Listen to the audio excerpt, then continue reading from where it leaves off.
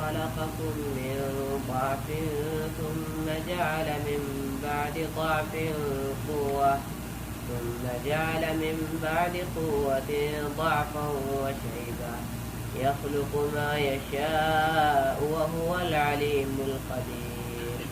ويوم تقوم الساعة يقسم المجرمون ما لبثوا غير ساعة كذلك كانوا يؤفكون.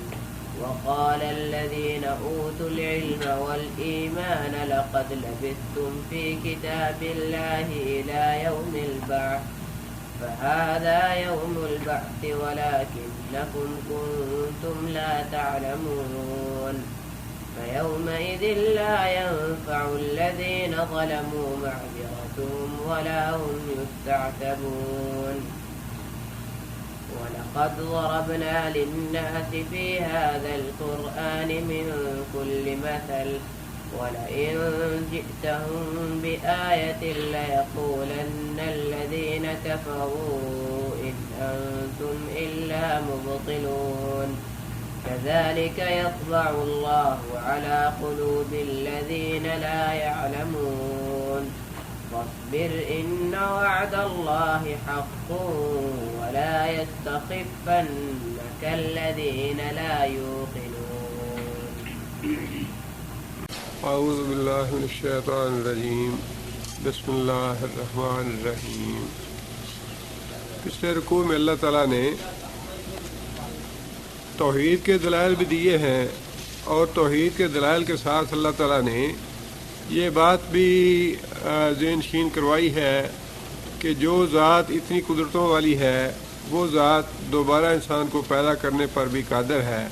اس میں آخرت کے دلائل بھی ہیں اور اللہ تعالیٰ کی وحدانیت کے دلائل بھی ہیں. اب پھر اللہ تعالیٰ نے بنیادی طور پہ تو اسی بات پہ کنسنٹریٹ کیا ہے آخرت کی دلیل پہ کہ جو اللہ تعالیٰ اس طریقے سے انسان کو پیدا کرنے پہ قادر ہے وہ دوبارہ بھی انسان کو پیدا کرنے پہ قادر ہے. لیکن اس میں بہت سی باتیں اور بھی ہیں جن کی طرف اللہ تعالیٰ نے توجہ دلائی ہے. اللہ تعالیٰ فرماتے ہیں اللہ الذی خلقکم. اللہ کیا ہے؟ اسم موصولہ ہے. کس کے لیے؟ واحد مذکر کے لیے اور واحد مؤنث کے لیے اللہ تی اور تثنیہ کے لیے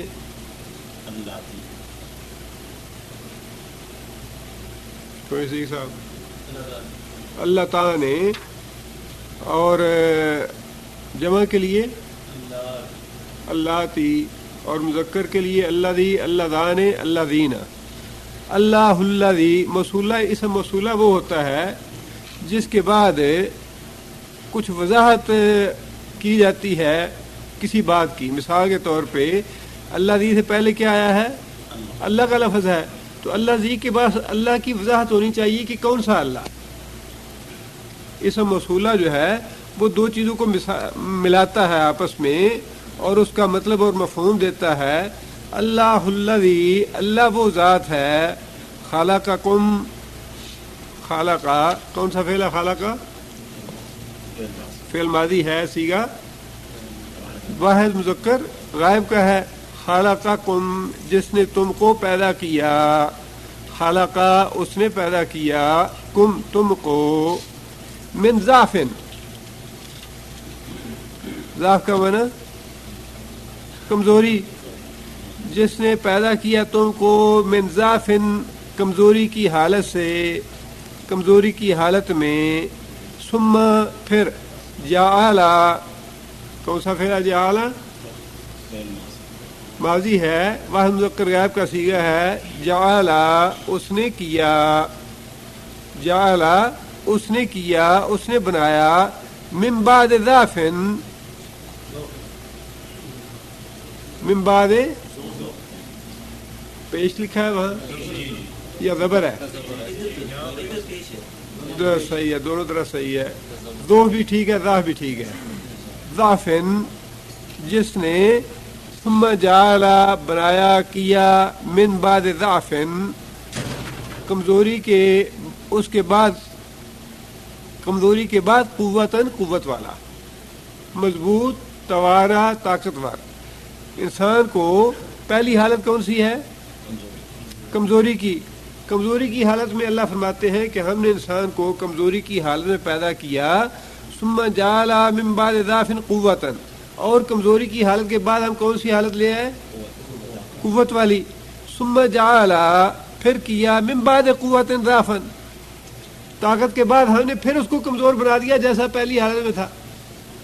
انسان کی اللہ تعالیٰ نے ساری زندگی کا نقشہ جو ہے ایک لائن میں کھینچ کے رکھ دیا ہے، اور اس میں انسان کی ساری زندگی اس طرح آ جاتی ہے کہ انسان غور کرے تو کتنا اللہ تعالیٰ کی کتنی کامل قدرت ہے یہ کہ انسان جب پیدا ہوتا ہے تو سبحان اللہ اس طرح اس کا دل بھی کام کر رہا ہوتا ہے، چھوٹی چھوٹی وینز اور چھوٹی چھوٹی اس کی نسیں کام کر رہی ہوتی ہیں، دل میں جانے والا خون اور آنے والا خون برابر کام کر رہا ہے، اس کے گردے کام کر رہے ہیں، آنکھیں کام کر رہی ہیں، کان کام کر رہے ہیں، یعنی ہر چیز جو ہے وہ اپنے اندر ایک مشین بنی ہوئی نظر آتی ہے، اور ہر مشین جو ہے وہ پوری مل کے ایک فیکٹری بنا دیتی ہے، اور جتنی چیز چھوٹی ہوتی ہے اتنی اس پہ محنت زیادہ ہوتی ہے۔ بڑی چیز جو ہوتی ہے اسے بنانا آسان ہوتا ہے نسبتاً، لیکن جتنی چیز چھوٹی آپ بنانا چاہیں گے، جتنا آپ اس کو ریڈیوس کرتے جائیں گے، چھوٹا کرتے جائیں گے، اتنی اس میں محنت زیادہ ہوگی۔ اب بچہ تو پیدا ہی چھوٹی بھی ہے چیز، اور انتہائی نازک ہے، اتنی نازک ہے کہ اگر گرم ہوا بھی لگ جائے تو بچہ بیمار، اس کو یہ ہو گیا، اس کو وہ ہو گیا، اس کو سردی سے بھی محفوظ رکھو، گرمی سے بھی محفوظ رکھو، اور اتنا ضعف ہے، اتنا کمزوری ہے کہ اپنے طور پہ انسان نہ مکھی اٹھا سکتا ہے اپنے جسم سے، نہ مچھر کو کوئی اپنا ہاتھ حرکت نہیں کر سکتا۔ صرف دو چیزیں، بلکہ دو کیا، ایک ہی چیز ایسی ہے جو اللہ تعالیٰ نے پیدا ہوتے ہی بچے کو یہ ہنر سکھا دیا، یا وہ اللہ تعالیٰ نے کاریگری اپنی قدرت جو ہے اس کے ذریعے بچے کو تربیت کا انتظام کر دیا، وہ ہے رونا بچے کا۔ پوری دنیا میں ایک ہی زبان ہے، کوئی اس کی الگ زبان نہیں ہے۔ پیدا ہوتے ہی بچے کو اللہ تعالیٰ نے رونے کا طریقہ سکھلا دیا کہ تم رو گے تو تمہیں خوراک ملے گی، رونے کے ساتھ اس کی خوراک کا انتظام ہے، محض رونا مقصد نہیں ہے، بلکہ بچہ جب روتا ہے تو ماں کو پتہ چل جاتا ہے کہ بچہ دودھ مانگ رہا ہے، بچے کو بھوک لگی ہے۔ کیسا عجیب و غریب اللہ تعالیٰ کا انتظام ہے۔ اور دوسری چیز جو اللہ تعالیٰ نے انتہائی کمزور اور ضعف کی حالت میں بھی بچے کو دے دی، وہ ہے کہ انسان کی چھاتی سے دودھ جو ہے پینے کی قوت اللہ نے دے دی۔ چھوٹے سے بچے، ایک دن کا بچہ ہے، اس کو بھی اللہ نے یہ قوت دے دی ہے کہ وہ اپنی خوراک حاصل کر سکے۔ اور پھر اللہ تعالیٰ فرماتے ہیں کہ یہ ہماری قدرت ہے کہ اس حالت میں انسان کو ہم پیدا کرتے ہیں، اتنی کمزور حالت میں، اور پھر اس کو آہستہ آہستہ ہم توانا بناتے جاتے ہیں، اس کو ہم قوت میں اضافہ کرتے جاتے ہیں، حتیٰ کہ بچہ جوان ہو جاتا ہے، بچپن سے جوانی آتی ہے، جوانی سے نوجوانی آتی ہے، انسان تنومند ہو جاتا ہے، اور پھر انسان اپنے شباب کو پہنچ جاتا ہے، پورے عروج کو پہنچ جاتا ہے، اور جب پورے عروج کو پہنچ جاتا ہے تو اللہ فرماتے ہیں کہ ہم پھر اسے اسی اپنی پہلی حالت پہ لانا شروع کر دیتے ہیں۔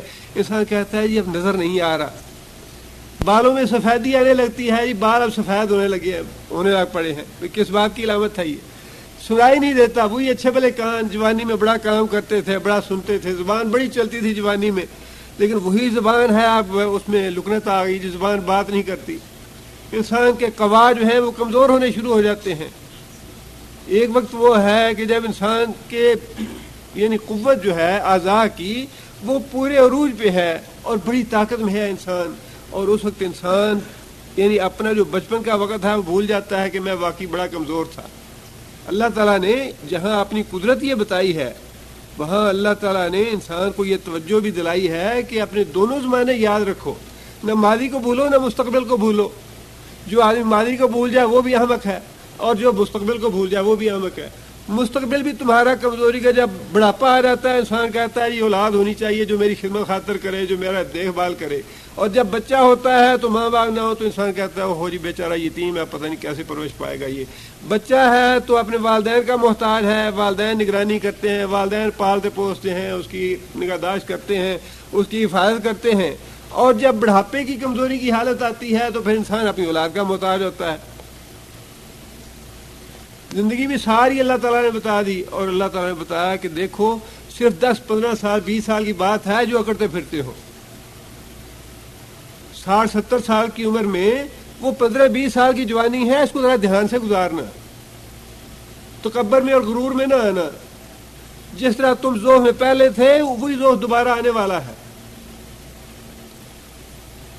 اللہ کو یاد رکھو، جس اللہ نے تمہیں وہ بچپن کا ذوق دیا تھا وہی اللہ تعالیٰ تمہیں بڑھاپے کا ذوق دینے والا ہے۔ اور یہ جو درمیان کی تھوڑی سی زندگی ہے جس میں اللہ تعالیٰ نے تمہاری قوت کو، تمہاری طاقت کو، تمہارے اعضاء کو تنومند رکھا ہے، عروج پہ رکھا ہے، اس میں آ کے اللہ کو نہ بھول جانا، اللہ سے غافل نہ ہو جانا، اللہ کی نافرمانی نہ کر بیٹھنا، اللہ کے رسول کو بڑھا نہ دینا۔ جب بوڑھا ہو جائے تو کھنگڑ ہو جائے تو پھر کہتے ہیں بابے مسیتی پا ہو جا کے، پھر کیا فائدہ؟ پتا تو جب ہے کہ جب انسان کے جو طاقتور ہو انسان کو، اور اس کا اجر و ثواب بھی بڑا ہے۔ نبی صلی اللہ علیہ وسلم نے فرمایا کہ قیامت کے دن 7 آدمی جو عرش کے سائے تلے ہوں گے، ان میں سے ایک آدمی وہ ہوگا جو جوانی کی عمر میں جس کا دل مسجد سے اٹکا ہوا ہے۔ جوانی کی عمر میں اپنے آپ کو باندھنا بڑا مشکل ہوتا ہے، انسان بے لگام ہو جاتا ہے، بے زبان ہو جاتا ہے، بد زبان ہو جاتا ہے، کسی کی پرواہ نہیں کرتا، نہ اپنے چچا کی، نہ بابا کی، نہ تائے کی۔ بات تو بیوقوف اور احمق ایسے بد نصیب ہوتے ہیں اپنے ماں باپ تک کی پرواہ نہیں کرتے، بہن بھائیوں کی پرواہ نہیں کرتے۔ جی بڑا پیسہ آ گیا، بڑی جوانی ہے، اولاد ہے، عزت ہے، سب کچھ اللہ نے دیا ہے، ہر چیز کو بھول گئے۔ اللہ فرماتے ہیں کہ یہ جو تمہاری قوت کا، تمہاری اکڑ کا، تمہارے تکبر اور غرور کا زمانہ ہے، یہ 60-70 سال کی زندگی میں تھوڑا سا ہے، 20 سال 25 سال کا۔ میں دیکھتا ہوں تم کیسے گزارتے ہو۔ اس سے پہلے تم ماں باپ کے محتاج تھے، اس کے بعد میں نے تمہاری اولاد کا محتاج بنا دیا۔ اللہ فرماتے ہیں کہ جو اللہ تعالیٰ انسان کو اس طرح سے ذوق میں پیدا کر کے توانہ بنانے والا ہے اور توانائی سے پھر اس کو بڑھاپے میں ملانے والا ہے، آخر وہ کیوں قادر نہیں ہے اس بات پہ کہ جب تم مر جاؤ، مٹی میں رل مل جاؤ اور تمہاری ہڈیاں بھی ختم ہو جائیں، تمہارا گوشت بھی ختم ہو جائے، پھر وہ اللہ تمہیں بنانے پہ دوبارہ قادر کیوں نہیں؟ اور پھر توحید کی بھی بڑی اس میں واضح مثال ہے، اللہ تعالیٰ نے واضح دلیل دے دی کہ کوئی حضرت صاحب، کوئی پیر صاحب ایسے نہیں جو انسان کو بڑھاپے سے بچا سکیں۔ انسان کہے جی میرے بعض فیض آ رہے ہیں، حضرت صاحب یہ بعض فیض تو روک دو، میرے ہے کوئی جو روک دے؟ انسان کی بینائی ختم ہو گئی، کوئی حضرت صاحب ہے جو بینائی کسی کی واپس لوٹا دے؟ حضرت صاحب کا تو اپنا بھی وہ اس اللہ کے اس قانون میں تو حضرت صاحب خود بھی شامل ہے۔ کیا حضرت صاحب خود نہیں دیکھتے کہ وہ بچپن میں تھے، ذوق تھا، پھر جوانی آئی، اب ان کے اپنے بال بھی سفید ہونے شروع ہو گیا، بڑھاپا آ گیا، قوت اور ذوق جو ہے وہ کمزوری والی حالت ہو گئی، سب کچھ ہو گیا۔ اپنے کو نہیں روک سکے، دوسرے کا کیا روکیں گے؟ موت حضرت صاحب کو بھی آ گئی، دوسرے کی کیا موت کو روکیں گے؟ وہ بیمار تو حضرت صاحب خود بھی ہوتے ہیں، دوسرے کی بیماری کیا روکیں گے؟ اللہ فرماتے ہیں کہ کوئی دوسرا ایسا نہیں جو یہ کام کر کے دکھا سکے جو میں دکھاتا ہوں۔ اور دوسری بات یہ ہے کہ جو اللہ یہ کچھ کر سکتا ہے وہ انسان کو دوبارہ پیدا کیوں نہیں کر سکتا؟ دونوں باتوں کی دلیل دی اس میں اللہ تعالیٰ نے، اور پھر انسان کی توجہ اس بات کی طرف دلائی کہ دیکھو اللہ کے نافرمان نہ بنو، یہ جو تمہیں ہم نے تھوڑا سا وقت دیا ہے، قوت کا، طاقت کا، جوانی کا اچھا وقت دیا ہے، اس کو اللہ کو راضی کرنے میں بسر بہت تھوڑا وقت ہے یہ۔ اور علماء نے انسان کی زندگی کا بڑا اچھا تجزیہ کیا ہے۔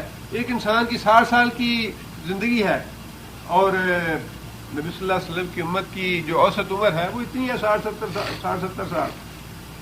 60 سال میں تو آپ یوں اس کو آدھا کر دیجئے، پہلے تو بلوغت سے پہلے جو 17 سال ہے، 18 سال ہے، ان کو ویسے نکال دیجئے انسان کی عمر سے، ویسے ہی انسان جو ہے اس میں مسئول نہیں ہے۔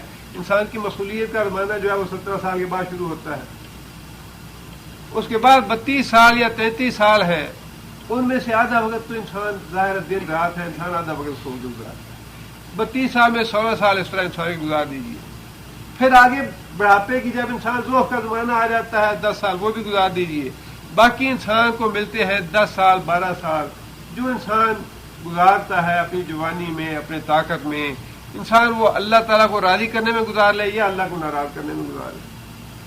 وقت بڑا مختصر سا ہے، انسان کو لگتا یہ ہے ہماری وقت تو گزر ہی نہیں رہا، زندگی بڑی لمبی ہے، لیکن ہم اپنی آنکھوں سے دیکھتے ہیں دادا تھے، پردادا تھے، وہ چلے گیا، اس کے بعد پھر والد چلے گیا، والدہ چلے گئی، بھائی بڑا چلا گیا، تو بہن چلے گی، سارے باری باری سارے اپنی آنکھوں کے سامنے جاتے ہیں. یہ وقت لمبا تو ہے نہیں، لگتا یہ ہے کہ بڑا لمبا ہے، وقت تو گزر ہی رہا، 60 سال 70 سال، بڑی طویل نہیں ہے، یہ بڑا مختصر.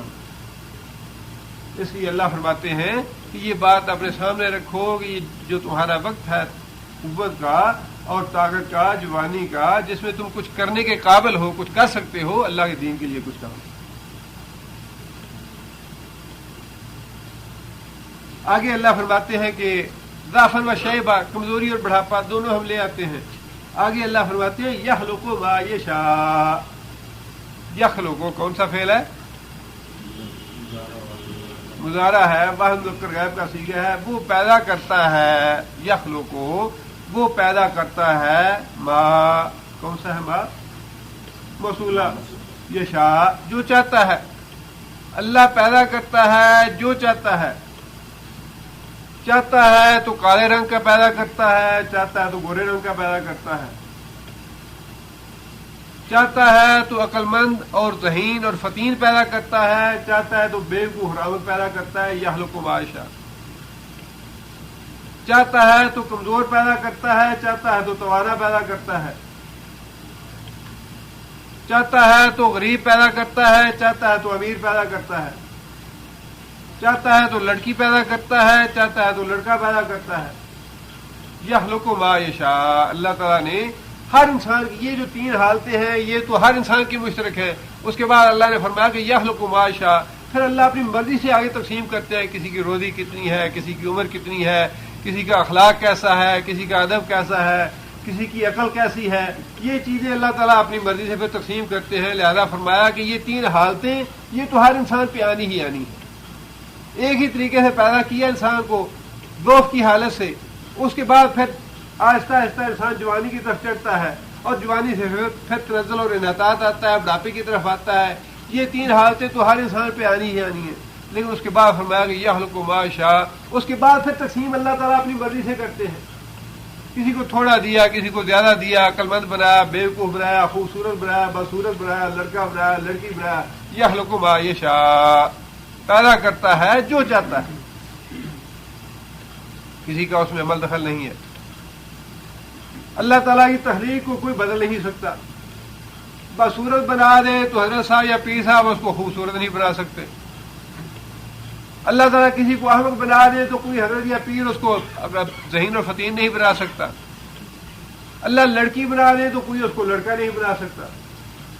اللہ کہتا ہے جو میں چاہتا ہوں وہ پیدا کرتا ہوں، کسی دوسرے کا محتاج نہیں ہوں، نہ ہی کوئی دوسرا میرا شریک ہے. آگے اللہ فرماتے ہیں وَهُوَ الْعَلِيمُ الْقَدِيرُ. وَهُوَ اور وہ العلیم. عالم اور علیم میں کیا فرق ہے؟ عالم جاننے والا، وہ جاننے والا جو کبھی بھول بھی جائے. فلاں عالم صاحب ہے، ان سے مسئلہ پوچھنا ہے، عالم سے مسئلہ پوچھا، بہت مسئلے آتے ہیں لیکن اچھا یہ مسئلہ تو مجھے بھول گیا، مجھے یاد نہیں، میں کتاب دیکھ کے بتاؤں گا، یا یہ مسئلہ تو میں فلاں آدمی سے مشورہ کر کے آپ کو بتاؤں گا جواب اس کا. علیم وہ ذات ہے جو جس سے کبھی بھول چوک نہ ہو سکے، ہمیشہ جاننے والا. علیم وہ ذات ہے جو ہمیشہ جاننے والی ہے، جس سے کہیں بھول چول کا امکان ہی نہیں ہے. سوال ہی نہیں پیدا ہوتا کبھی وہ کوئی چیز بھول جائے یا نہ جانے. اللہ سے جو مسئلہ پوچھے، اللہ سے جو بات پوچھے، وہ اللہ کہے اچھا جی میں ذرا سوچ کے بتاتا ہوں کہ یہ کیا اس کا جواب ہونا چاہیے. نہیں، ایسی بات نہیں ہے. جو بھی رسول اللہ صلی اللہ علیہ وسلم نے بات پوچھی اللہ تعالیٰ سے، جو بھی مسئلہ پیش آیا، فوراً اللہ تعالیٰ نے اس کا جواب دیا اور فوراً رہنمائی فرمائی نبی صلی اللہ علیہ وسلم کی، اس لیے کہ اللہ کو بھول چوک نہیں ہے. عالم جو ہے وہ بھول بھی سکتا ہے، چوک بھی سکتا ہے. اسی طرح قدیر وہ ہے جو ہمیشہ ہمیشہ قادر ہو لوگوں کے معاملات میں، ہر وقت قادر ہو، کبھی اس کی قدرت سے کوئی چیز باہر نہ رہے. ہمیشگی ہے اس صیغے میں، قدیر میں، علیم میں، حکیم میں. یہ جتنے بھی اس وزن پہ صیغے آئیں گے، یہ الفاظ آئیں گے، اس میں ہمیشگی کا مفہوم پایا جائے گا. حکیم وہ ذات ہے جو ہمیشہ حکمت کا ہی کام کرے، کبھی غیر حکمت کا کام ہو ہی نہ ہو.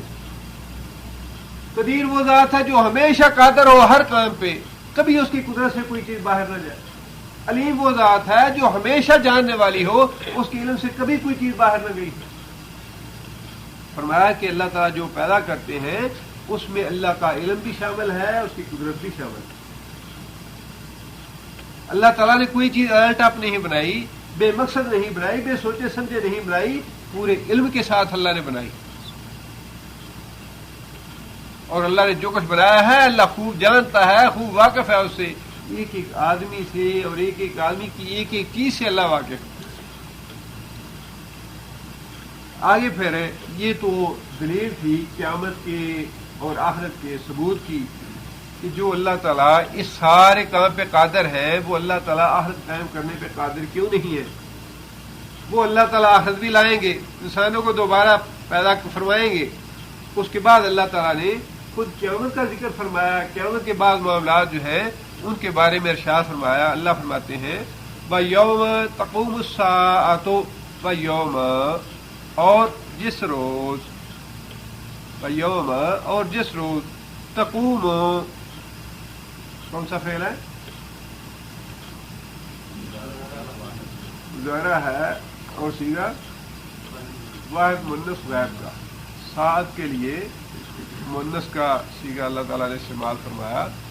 یوم جس روز، تقوم الساعۃ قائم ہوگی قیامت، یقسم المجرمون، یقسم کون سا فعل ہے؟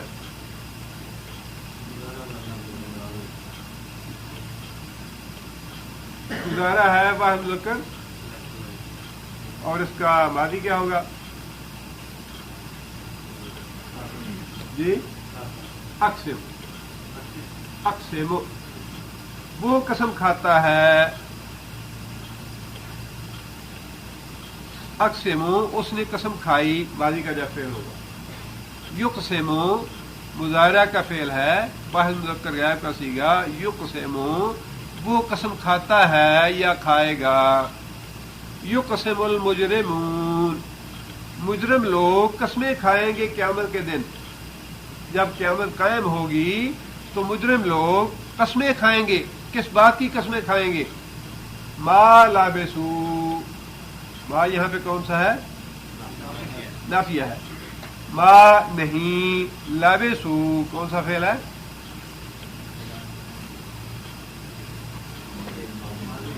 فعل ماضی ہے، صیغہ جمع مذکر غائب کا ہے. اس کا پہلا صیغہ کیا ہوگا؟ لابسا، وہ ٹھہرا. لابسا وہ دو ٹھہرے. لابسو وہ سارے کے سارے ٹھہرے. ما لابسو نہیں ٹھہرے. مجرم لوگ قیامت کے دن کافر اور مشرک، مجرموں سے مراد کافر اور مشرک، کافر اور مشرک لوگ قیامت کے دن اللہ تعالیٰ کے حضور قسمیں کھا کھا کے یہ بات کہیں گے، ما لابسو وہ نہیں ٹھہرے، غیر ساعتن سوائے ایک گھڑی کے، سوائے ایک لمحے کے. کہاں نہیں ٹھہرے؟ مفسرین نے اس بارے میں دونوں مفہوم لیے ہیں. ایک مفہوم تو یہ ہے کہ وہ کہیں گے کہ دنیا میں ہمارا جو ٹھہرنا تھا، دنیا میں جو ہمارا قیام تھا وہ بس ایک گھڑی بھر کے برابر تھا. دوسرا مفہوم یہ ہے کہ مرنے کے بعد قبر میں جو عرصہ ہم نے گزارا، برزخ میں دوبارہ زندہ ہونے تک، وہ عرصہ جو ہے وہ ایک گھڑی بار سے زیادہ نہیں تھا. گھڑی بار سے زیادہ عرصہ انہیں کیوں لگے گا دنیا کا؟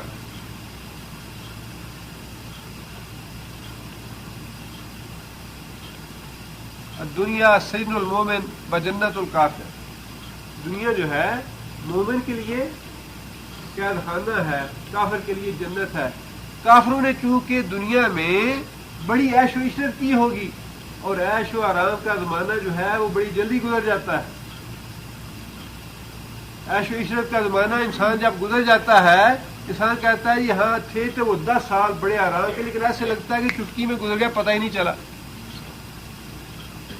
اور جب مصیبت میں مبتلا ہوں گے، جب عذاب کو اپنی آنکھوں کے سامنے دیکھیں گے تو وہ عرصہ بڑا طویل گزرے گا، ہاں یہ اب تو لمحہ گزرتا ہی نہیں، وقت گزر ہی نہیں رہا۔ اور جو دنیا میں ہمیں اللہ نے وقت دیا تھا وہ تو بڑا تھوڑا سا وقت دیا اللہ نے۔ وہ جو دنیا کی عیش و عشرت کی زندگی تھی، آرام کی زندگی تھی، جس میں اللہ کی نافرمانیاں کرتے رہے، اللہ کو بلائے رکھا، وہ زمانہ ایسے لگے گا کہ جیسے بس ایک گھڑی بھر رہے دنیا میں ہم تو۔ اور جن حضرات نے برزخ کا عرصہ لیا ہے انہوں نے بھی اس کی توجیہ یہی کی ہے کہ چونکہ حشر کا جو عذاب ہوگا وہ برزخ کے عذاب سے کہیں زیادہ ہوگا، لہذا برزخ کا عذاب بڑا ہلکا معلوم ہوگا، اور کہیں گے کہ برزخ میں تو بڑا تھوڑا عرصہ گزارا۔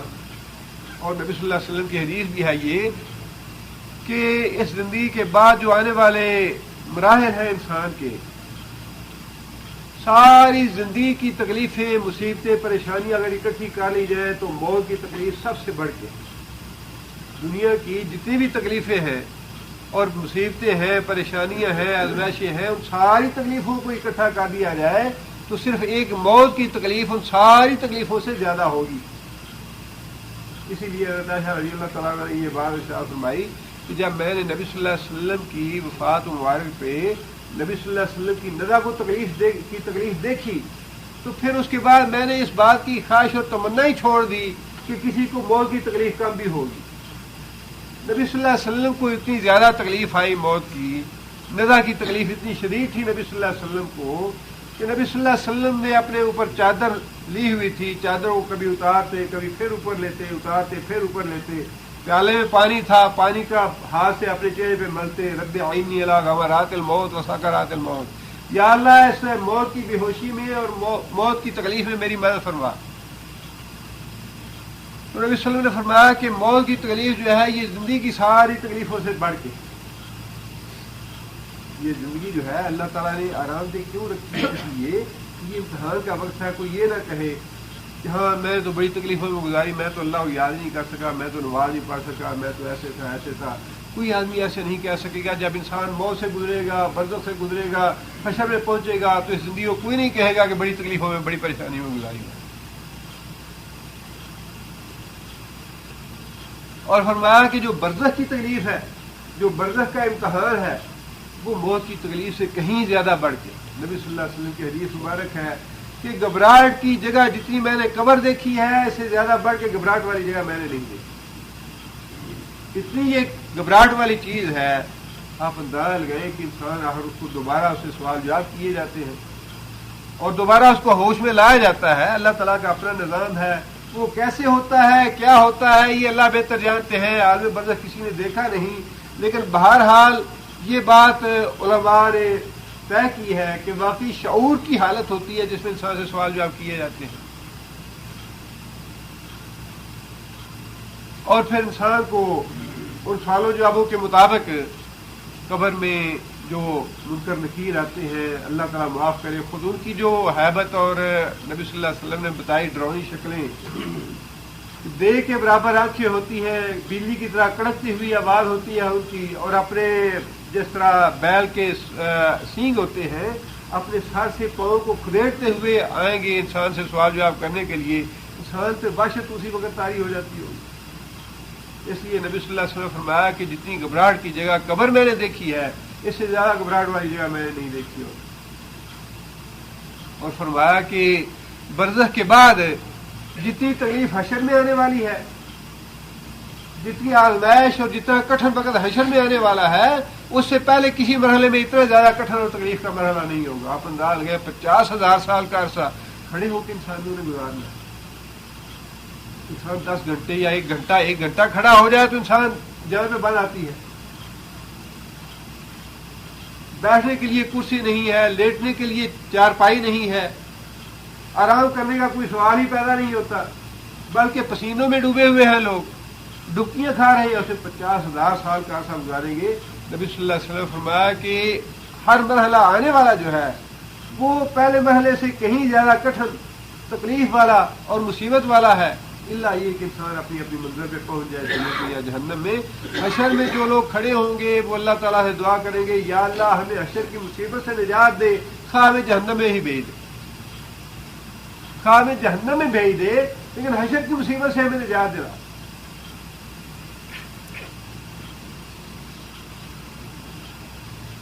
اس لیے فرمایا کہ قیامت کے دن جو کافر اور مشرک ہیں وہ قسمیں کھا کھا کے یہ کہیں گے کہ دنیا کی زندگی جو اتنی آرام کی اور سکون کی تھی وہ تو ایسے گزر گئی جیسے ایک لمحے کی زندگی ہوتی ہے۔ ما لبثو نہیں ٹھہرے وہ غیر ساعتن سوائے ایک گھڑی کے۔ اللہ تعالیٰ نے بڑا اچھا تبصرہ فرمایا اور بڑی ہدایت کی بات اللہ نے آگے فرمائی ہے، بڑی ہدایت کی بات۔ اللہ فرماتے ہیں کذالک کانوا یؤفکون۔ یؤفکون کون سا فعل ہے؟ گزارا مجہول ہے۔ یؤفک کا معنی دھوکہ دیے گئے، کذالک اسی طرح، کانوا تھے، یؤفکون فریب دیے گئے، دھوکہ دیے گئے دنیا میں۔ جس طرح قیامت کے دن یہ دھوکہ کھا رہے ہیں کہ 60-70 سال کی زندگی جو ہے وہ کتنی تھی؟ ایک گھڑی بھر کے برابر۔ اللہ فرماتے ہیں کہ جب دنیا میں تھے تب بھی دھوکے میں رہے، جب آخرت میں آئے تب بھی دھوکے میں۔ یہ ہے کافر کی حالت۔ کافر کی حالت یہ ہے کہ جب دنیا میں ہے تب بھی دھوکے میں ہے۔ دھوکہ کس بات کا دنیا میں؟ دوبارہ پیدا نہیں ہونا، قیامت نہیں آنی، آخرت نہیں آنی۔ دنیا میں اس بات کا دھوکہ لگا ہے کافر کو کہ آخرت نہیں ہے، اور آخرت میں جب اٹھایا جائے گا تو اس کو دھوکہ یہ لگے گا کہ دنیا کی زندگی جو ہے 60 سال کی، 70 سال کی، 80 سال کی، وہ تو ایک گھڑی بھر کے برابر تھی۔ دنیا کی زندگی تو ایسے گزر گئی جیسے چٹکی مارتے گزر جاتا ہے ٹائم۔ اور یہ دنیا کی زندگی جو ہے یہ تو فی الواقعی انسان دھوکے میں پڑا رہتا ہے۔ بڑی 2-3 چیزیں انسان کی اہم ہیں۔ انسان کی خود زندگی ہے، زندگی کے بارے میں بھی انسان دھوکے میں پڑا رہتا ہے۔ یہ جیسے جوانی کا ویلا ہے، بڑھاپا آئے گا تو نماز شروع کر لیں گے، بڑھاپا آئے گا تو گاڑی رکھ لیں گے، ہاں قرآن پڑھ لیں گے، اتنا بڑا قرآن مجید ہے، استاد کے بغیر کیسے پڑھ سکتے ہیں؟ استاد ملے گا تو قرآن شروع کریں گے، اچھا یہ نہیں اگلے مہینے شروع کریں، اچھا یہ اگلے مہینے شروع کریں گے۔ اللہ فرماتے ہیں کہ اسی دھوکے میں انسان ساری زندگی گزار دیتا ہے۔ اچھا آج نہیں کل شروع کریں گے، آج نہیں کل نہیں پرسوں شروع کریں گے۔ اور پھر انسان کی بال بچے ہیں، ان کے بارے میں بھی انسان دھوکے میں پڑا ہوا ہے۔ انسان سمجھتا ہے کہ شاید یہی میری کمائی ہے، یہی میرا سب کچھ ہے، اور اسی اولاد کی وجہ سے، بیوی بچے کی وجہ سے انسان جرائم کرتا ہے، گناہ کرتا ہے، حرام کمائی کرتا ہے، رشوت لیتا ہے، جی بچوں کو پالنا ہے، کیا کرنا۔ یہی بچے وہ ہیں قیامت کے اللہ تعالیٰ نے فرمایا یومئذ یفر المرء من اخیہ وامہ وابیہ وصاحبتہ وبنیہ، سارے بھاگیں گے ایک دوسرے سے۔ اتنا بڑا دھوکہ ہے کہ جس بیوی کے لیے، جس بچے کے لیے انسان گناہ کی زندگی اختیار کرتا ہے، حرام کھاتا ہے، رشوت لیتا ہے، سود کھاتا ہے، جھوٹ بولتا ہے، دھوکہ دیتا ہے لوگوں کو، وہی بال بچے انسان کے کام نہیں ہے۔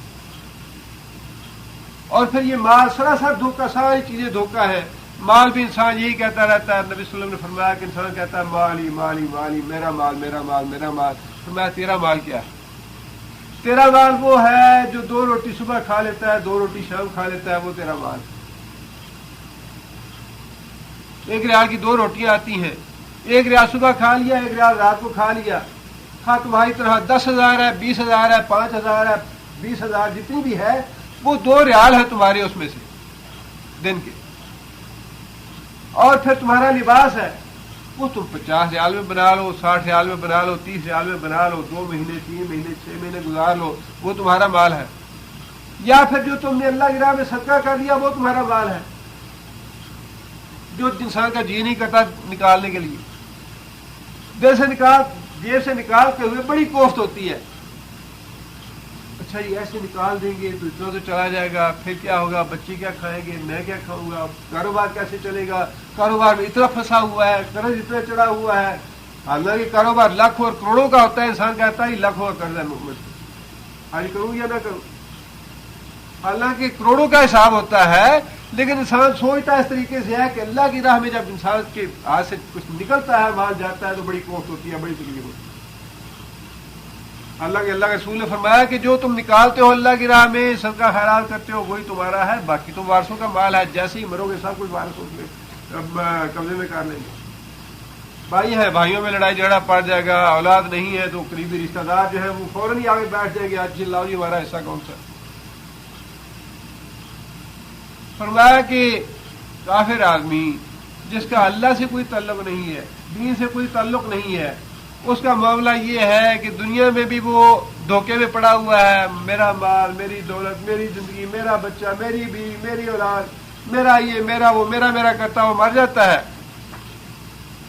اور قیامت کو جب جائے گا، قیامت کے دن اٹھے گا، اس میں بھی دھوکے میں مبتلا ہوگا کہ ہماری دنیا میں تو ہم نے کوئی وقت گزارا ہی نہیں ہے، ایک لمحے بھر کی زندگی تھی شاید۔ اللہ فرماتے ہیں کہ جو آدمی علم وحی کے بغیر زندگی بسر کرتا ہے، اس کی بنیادی بات یہ ہے کہ وہ آدمی دھوکے میں رہے گا جس کا علم وحی پہ ایمان نہیں۔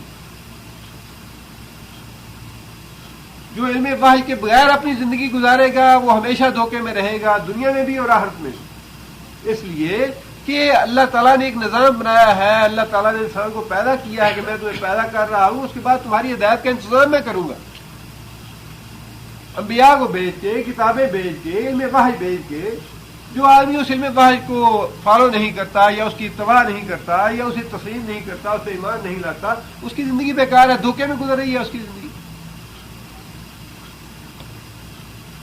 آگے اللہ تعالیٰ فرماتے ہیں کہ وقال الذین اوتوا العلم، وقال الذین، اور کہا ان لوگوں نے، اس بات کے جواب میں کافر جی یہ بات کہیں گے، اس کے جواب میں اللہ فرماتے ہیں کہ وہ لوگ اوتوا العلم، اوتو کون سا فعل ہے؟ ماضی مجہول ہے، اوتو دیے گئے، العلم علم سے مراد کیا ہے یہاں؟ علم وحی، قرآن مجید ہے، علم کہتا ہی قرآن و حدیث کے علم کو ہے، وحی کے علم کو ہے، علم سے مراد ہی علم وحی ہے۔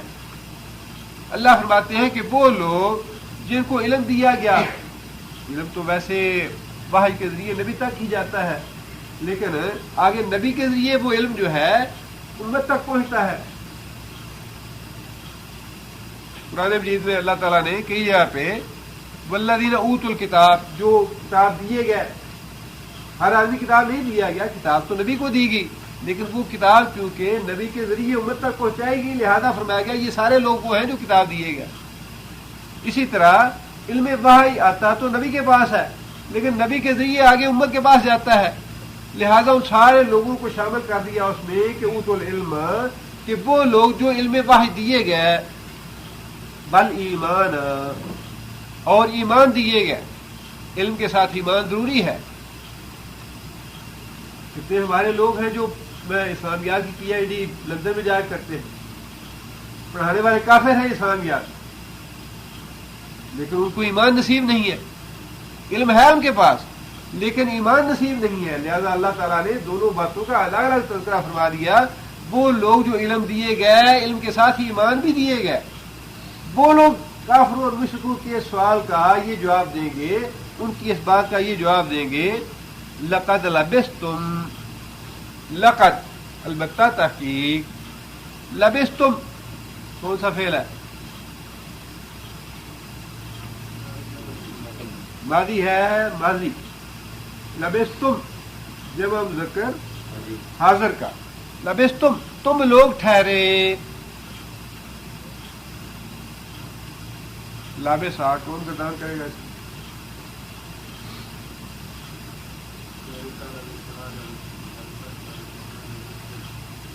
لبسنا،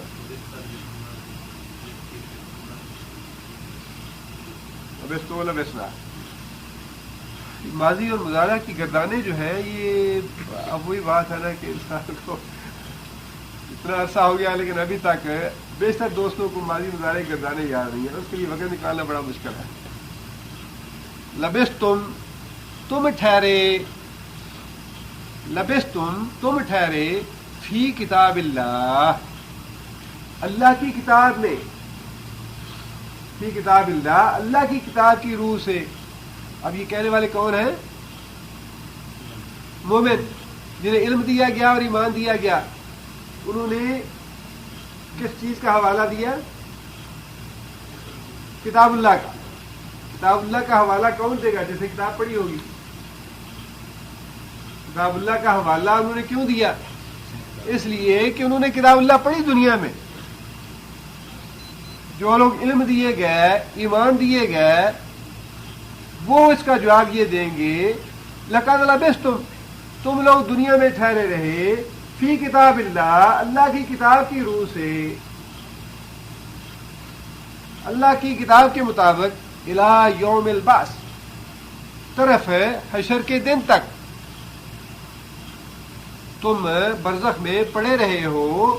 حشر کے دن تک وہ 10,000 سال کا عرصہ ہے، 20,000 سال کا عرصہ ہے، 50,000 سال کا عرصہ ہے، جتنا بھی ہے وہ سارا طویل عرصہ تم نے گزارا ہے قبروں میں یا برزخ میں. اس میں بڑی اہم بات ہے. ایک بات تو یہ ہے کہ علم جو ہے وہ ہر مسلمان پہ سیکھنا واجب ہے، ضروری ہے، فرض ہے، اور اس کی فضیلت بھی اسی لیے زیادہ ہے. دنیا کے علم کے لیے نہ کوئی اجر ہے، نہ دین کا علم حاصل کرنے کے لیے نکلتا ہے. سب سے پہلی بات نبی صلی اللہ علیہ وسلم نے فرمائی کہ اللہ تعالیٰ اس کے لیے جنت کا راستہ آسان فرما دیتے ہیں. جنت کا راستہ اس کے لیے آسان فرما دیتے ہیں. دوسری بات یہ فرمائی کہ زمین و آسمان کی ہر چیز اس کے لیے استغفار کرتی ہے، حتیٰ کہ پانی کے اندر مچھلیاں بھی اس کے لیے استغفار کرتی ہیں. اتنی بڑی فضیلت ہے کہ انسان اگر تھوڑا سوچے کہ ہم کتنے گناہ گار ہیں اور ہمیں اپنے گناہوں کی توبہ استغفار کتنی زیادہ کرنی چاہیے، اور پتہ نہیں کسی کو توبہ استغفار قبول ہوتی ہے یا نہیں ہوتی، لیکن جنہیں اللہ حکم دے کہ تم اس کے لیے توبہ استغفار کرو. زمین و آسمان کی چیزیں جو ہیں ان کو حکم دینے والا کون ہے؟ اللہ ہے. حتیٰ کہ سمندر کے اندر جو مچھلیاں ہیں ان کو بھی اللہ حکم دیتے ہیں کہ اس آدمی کے لیے، اس لڑکے کے لیے تم توبہ استغفار کرو کہ اللہ اس کے گناہ معاف فرمائے جو علم دین حاصل کرتا ہے. اور تیسری بات نبی صلی اللہ علیہ وسلم نے یہ فرمائی کہ فرشتے جو ہیں وہ اس کے قدموں کے نیچے اپنے پر پھیلا دیتے ہیں، پر بچھا دیتے ہیں.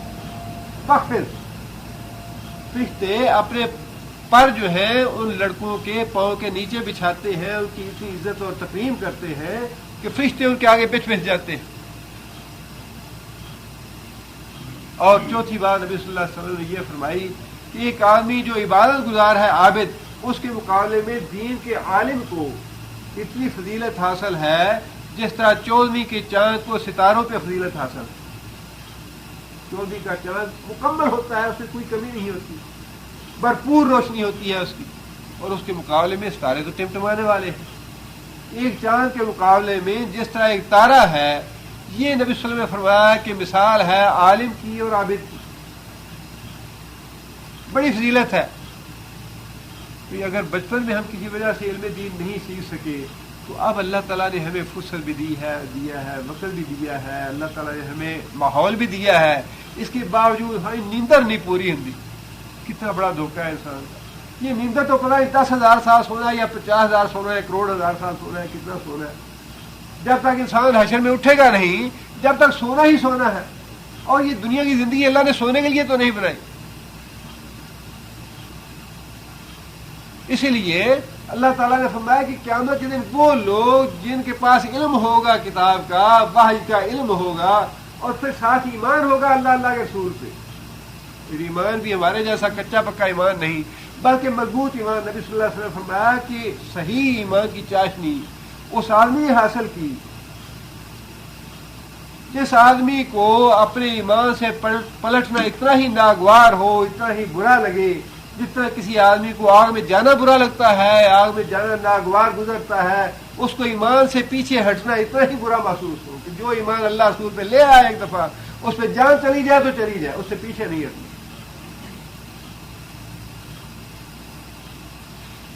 فرمایا ایسا ایمان، جن لوگوں کا ایسا ایمان ہوگا اور ایسا علم ہوگا کتاب کا، وہ جواب دیں گے کافر اور مشرکوں کو. وہ کہیں گے کہ کم بختو، تم تو حشر کے دن تک طویل عرصہ جو ہے وہ اپنی قبروں میں پڑے رہے، حالانکہ پتہ تو ان کو بھی نہیں ہوگا، وہ بھی مرے پڑے رہے ہوں گے، لیکن وہ ساتھ حوالہ دیں گے لقد لبثتم فی کتاب اللہ، اللہ کی کتاب کی روح سے ہم یہ بات کرتے ہیں جسے ہم نے پڑھا دنیا میں، جیسے ہمیں یہ معلوم ہوا کہ مرنے کے بعد دوبارہ اٹھنا ہے ہم نے. جب تک یہ انسان کتاب نہ پڑھے انسان کی زندگی مسلمانوں والی زندگی بن ہی نہیں سکتی.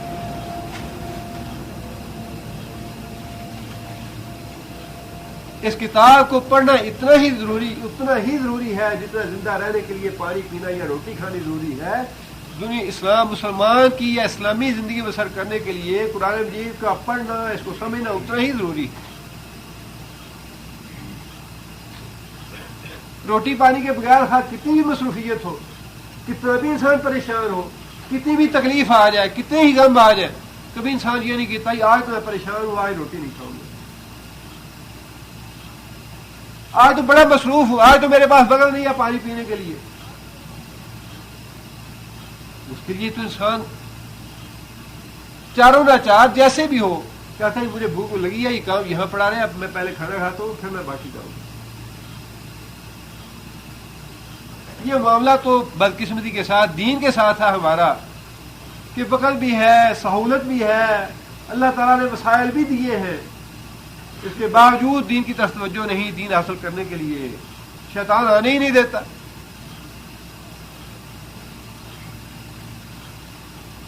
آگے وہ کہیں گے فَهَذَا يَوْمُ الْبَعْثِ، اور یہ دن جس میں تم پریشان ہو رہے ہو، تم تعجب کر رہے ہو، فَهَذَا يَوْمُ الْبَعْثِ، بس یہی ہے وہ حشر کا دن جس کے بارے میں اللہ کی کتاب میں یہ خبر دی گئی تھی. اللہ نے بتایا تھا، علم وحی کے ذریعے اللہ تعالیٰ نے متنبع کر دیا تھا، نبی کو آگاہ کر دیا تھا، فرمایا کہ یہی تو وہ حشر کا دن ہے. آپ اس سوال کے جواب سے اندازہ لگائیے کہ جو مومن ہوں گے انہیں کتنا اطمینان ہوگا. اس سے اس سوال کے جواب سے ہی پتہ چل رہا ہے کہ چونکہ ان کے علم میں یہ بات ہوگی کہ بھائی مرنے کے بعد دوبارہ اٹھنا ہے، اللہ نے اٹھانا ہے، حشر کے معاملات پیش آنے ہیں، نبی صلی اللہ علیہ وسلم نے ساری باتیں بتلا دی ہیں، اللہ کے حضور جواب دہی ہونی ہے. اس کے بعد اللہ تعالیٰ نے جنت اور جہنم بنائی ہمارے لیے، وہ سارا نقشہ ان کے سامنے ہوگا، کوئی حیرانی نہیں، کوئی پریشانی نہیں، کوئی انہیں تکلیف نہیں ہوگی، سارا کچھ بڑے پرسکون طریقے سے وقار کے ساتھ اور عزت کے ساتھ وہ اس بات کا جواب دیں گے، اور عزت اور وقار کے ساتھ وہاں حشر میں بھی ہوں گے. لیکن کافر اور مشرک وہ کھلائے ہوئے ہوں گے، ان کی ہر حرکت سے نظر آ رہا ہوگا کہ یہ دھوکہ کھانے والے لوگ ہیں، دنیا میں بھی دھوکے میں رہے، یہاں بھی دھوکے میں. اور ہر آدمی جو کتاب نہیں پڑھتا، قرآن نہیں پڑھتا، حدیث نہیں پڑھتا، وہ اس دنیا کے بارے میں دھوکے میں پڑا.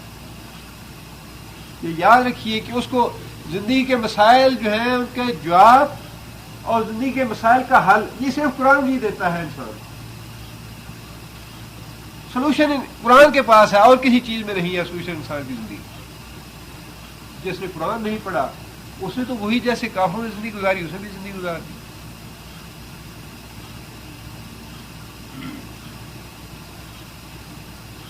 آگے اللہ تعالیٰ فرماتے ہیں فَيَوْمَئِذٍ، پس اس روز، لا ينفع، کون سا فعل ہے؟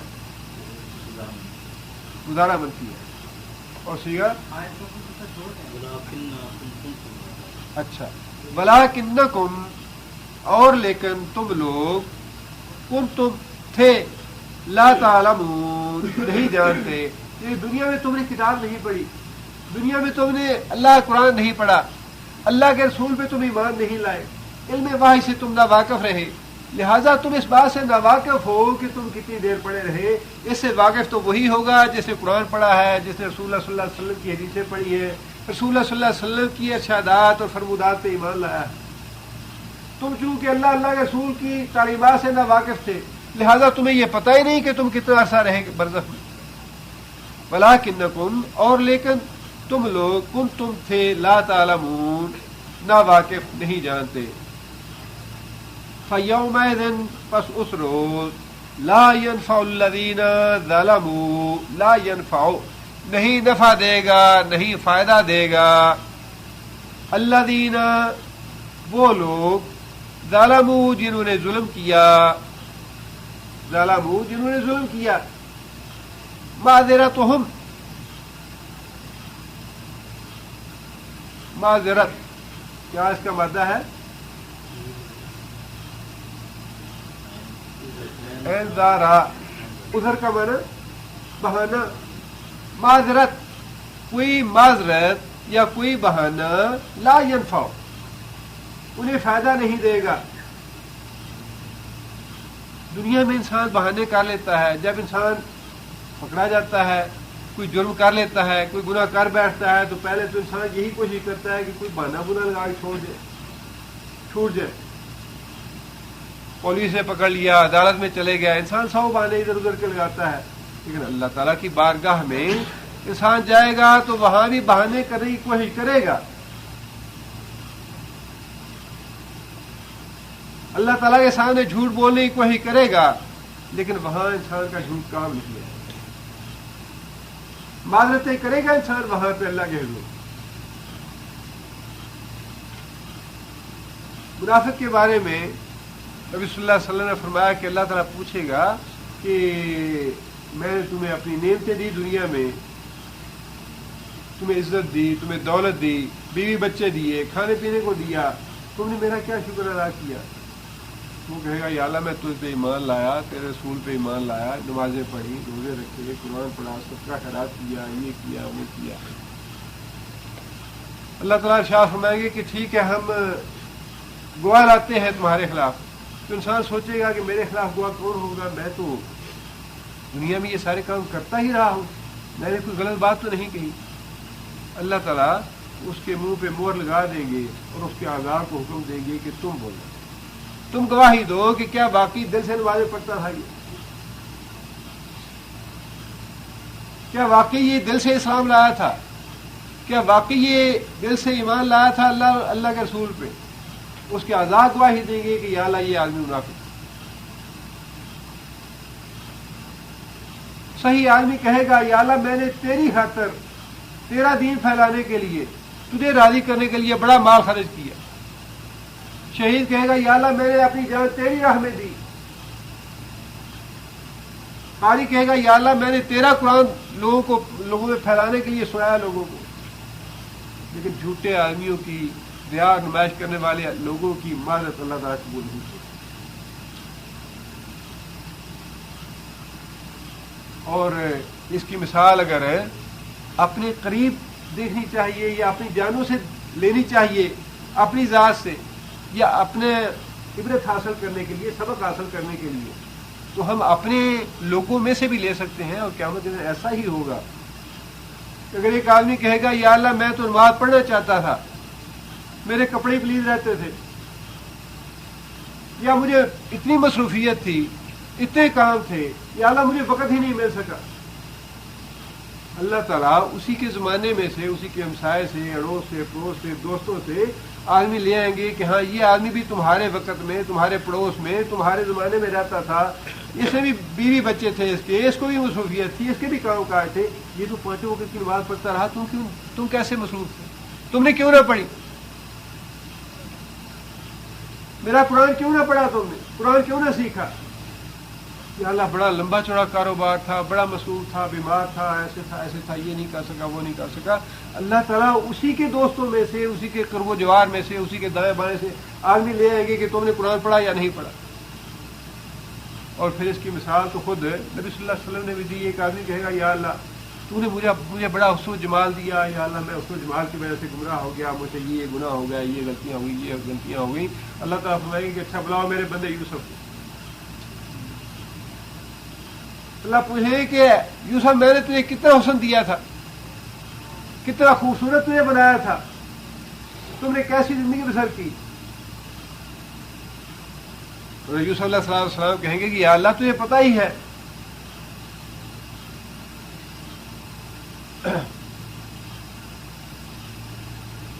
وہ دعا یوسف علیہ السلام کی، رب السجن احب الی مما یدعوننی الیہ.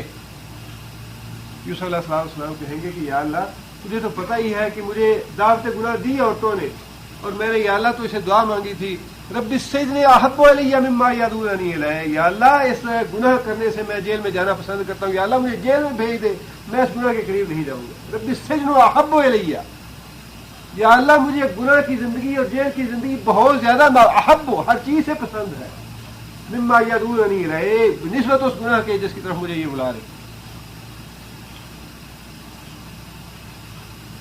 آدمی آئے گا، یا اللہ میں بڑا بیمار تھا، بڑا ضعیف تھا، بڑا کمزور تھا، بڑا پریشان رہا، اس طرح زندگی بسر کری، نماز نہیں پڑھ سکا، قرآن نہیں پڑھ سکا، یا اللہ معاف کر دے۔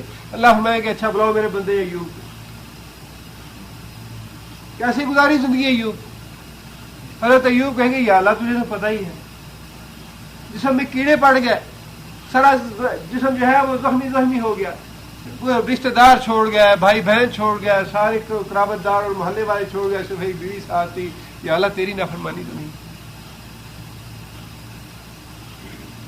عیسیٰ علیہ السلام کو اللہ تعالیٰ آدمی کہے گا یا اللہ بڑا غریب تھا، بال بچے تھے، بڑی ذمہ داریاں تھیں، بڑا بوجھ تھا، بڑے اخراجات تھے، گزارا نہیں تھا، یا اللہ دنیا میں مصروف رہا، یا اللہ قرآن نہیں پڑھ سکا، نماز نہیں پڑھ سکا، یہ نہیں کر سکا، وہ نہیں کر۔ اللہ فرمائے کہ بلاؤ میرے بندے عیسیٰ۔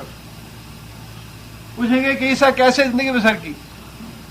عیسیٰ علیہ السلام کہیں گے یا اللہ تجھے تو پتہ ہی ہے کہ جس دن مجھے کھانے کو نہیں ملتا تھا گھاس کے پتے کھا کے گزارا کیا میں نے، لیکن تیری نافرمانی نہیں۔ اللہ تعالیٰ فرماتے ہیں کہ اس دن انسان کی کوئی بھی معذرت قبول نہیں کی جائے گی، انسان کتنے ہی بہانے لگاتا رہے۔ یہ تو اس دنیا کی بات ہے، آج ٹائم ہی نہیں ملتا، بڑی مصروفیت ہے۔ انسان یہ نہیں سوچتا کہ اگر اللہ تعالیٰ نے مجھے دولت دی ہے، کاروبار دیا ہے، بزنس دی ہے، ملازمت دی ہے، اللہ کا احسان ہے، کل کو چھین لے تو یہ مصروفیت میری کس کام کی؟ مصروفیت ساری ختم ہو جائے گی، گھر میں بیکار بیٹھ جاؤں گا، کیا اس وقت نمازوں کا انتظار ہے کہ اس وقت نمازیں پڑھوں گا جب اللہ تعالیٰ سب کچھ چھین لے گا مجھ سے؟ اللہ میرا کاروبار برباد کر دے، اللہ تعالیٰ میری نوکری ختم کر دے، اللہ میرے اوپر بیماریاں لے آئے، میرے نقصانات شروع ہو جائے، تب میں نماز پڑھنی شروع کروں گا؟ کیا میں گھر میں بیٹھوں گا، میں فارغ ہوں تو میں نمازیں پڑھوں؟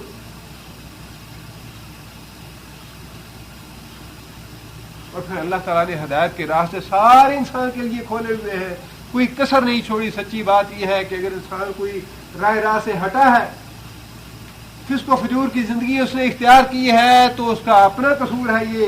اللہ تعالیٰ نے انسان کی ہدایت کے لیے کوئی کسر باقی نہیں چھوڑی۔ کوئی انسان کیا یہ نہیں کہہ سکے گا یا اللہ مجھے تو پتہ ہی نہیں چلا، یا اللہ مجھے تو کسی نے مسئلہ بتایا نہیں، یا اللہ مجھے تو صراط مستقیم کا پتہ نہیں چل سکا، کوئی میرے پاس دین لے کے آیا نہیں۔ ہر ہفتے مولوی جو ہے وہ سر کھپاتے ہیں، جمعہ بھی آتا ہے، خطبے ہوتے ہیں، تقریریں ہوتی ہیں، دروس ہوتے ہیں، اور یہاں پہ تو اللہ جزائے خیر دے، اس حکومت کو قدم قدم پہ محلے محلے میں انہوں نے مکتب جالیات بنا دیے۔ کون سی کسر باقی ہے انسان کی ہدایت کے لیے؟ اور پھر اللہ تعالیٰ نے یہاں پہ نوکری بھی دی ہے، وسائل دیے ہیں، وقت دیا ہے۔ نوکری کے بعد کرنا کیا ہے؟ کھانا پینا ہے، گپے مارنی ہے، ٹی وی دیکھنا ہے، یا فلمیں دیکھنی ہے، یا گانے سننے ہیں۔ کس کام آئے گی یہ چیزیں؟ لہذا اللہ تعالیٰ نے فرمایا کہ اس دن یہ سارا نقشہ اللہ تعالیٰ نے پہلے آخرت کے دلائل دیے کہ ہاں آخرت پہ یقین ہو جائے، تمہارا یہ ایمان بن جائے کہ آخرت آنے والی ہے۔ اس کے بعد پھر آخرت کے کچھ حالات بھی بتا دیے کہ یہ حالات پیش آنے والے ہیں، ایسا نہ ہو کہ ان حالات میں تو وہاں پھنس جاؤ پھر پشیمان ہو۔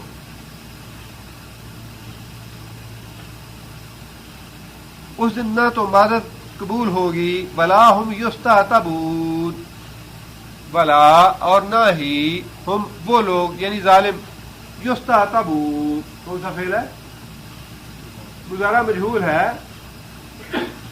عتبہ کا معنی ہوتا ہے راضی کرنا، عتبہ اس نے راضی کیا، یستعتبون کہ وہ راضی کر لے، نہ ہی انہیں اس بات کی اجازت دی جائے گی کہ اللہ تعالیٰ کو راضی کرے، نہ تو ان کی توبہ یا معذرت قبول ہوگی اس دن، اس لیے کہ توبہ کے لیے بڑا وقت دیا اللہ تعالیٰ نے، استغفار کے لیے بڑا وقت دیا اللہ نے اس دنیا میں، اور جب ساری چیزیں انسان کی آنکھوں کے سامنے آ جائیں پھر تو ایمان بھی قبول نہیں ہے۔ انسان فرشتوں کو دیکھ لے، جنت دیکھ لے، جہنم دیکھ لے، برزخ دیکھ لے، ساری چیزیں انسان دیکھ لے، اس کے بعد کہے یا اللہ میں توبہ کرتا ہوں، وہ توبہ کسی کام کی نہیں۔ توبہ تو اس وقت ہے اللہ کو بھی نہ دیکھا ہو، پھر ہم نے محمد صلی اللہ علیہ وسلم کو نہیں دیکھا، اور پھر جبرائیل کو نہیں دیکھا، جنت نہیں دیکھی، دوزخ نہیں دیکھی، برزخ نہیں دیکھی، کوئی چیز نہیں دیکھی، بس صرف اتنا پتا ہے کہ محمد صلی اللہ علیہ وسلم اس دنیا میں تشریف لائے، اللہ تعالیٰ نے انہیں اپنا رسول بنایا، اپنا فرشتہ جناب جبرائیل ان کی طرف بھیجے، اور یہ ساری چیزیں صرف نقلی علم سے بھی نہیں بلکہ